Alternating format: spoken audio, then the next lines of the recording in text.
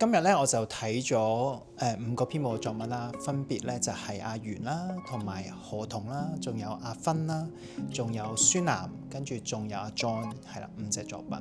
咁我覺得呢5隻作品入邊啦，我最想分享嘅其中一個作品就係阿源嘅作品咁樣。咁因為其實佢成個作品嗰個身體語言係非常之清晰嘅。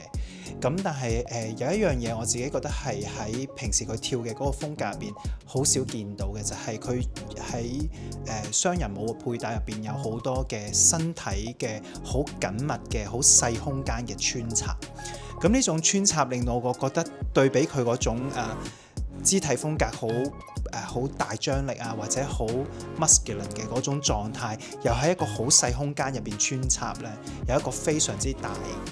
嘅一個對比。而呢一種狀態咧，其實有一種好交錯嘅感覺咯。咁所以咧，對我嚟講係好新鮮嘅。即係如果話，因為我自己係當代舞嘅背景啦，即係有一啲接觸即興嘅元素啊，或者對空間上邊點樣去聆聽啊，點樣去成為一種對話嘅時候咧，喺呢件事上邊突然間加咗一種街舞嘅肢體嘅風格喺入邊，我覺得有一種好特別嘅化學作用。咁呢個係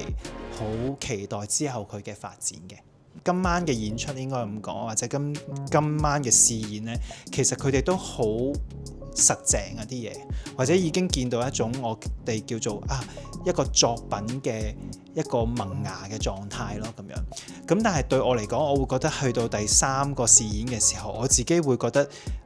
如果佢哋散一散會好啲。係啊，因為其實有時候有會講嘅就係話差嘅排練其實會成為一個好嘅演出。就係因為你 before 你知道有啲咩做得唔好，跟住你只要慢慢邁向一個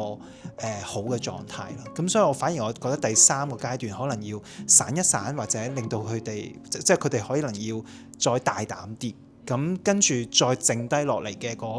邁向演出嘅嗰段時間，就可以知道有啲乜嘢可以再修改啦，或者我哋叫做提升嘅內容係啲乜嘢啦。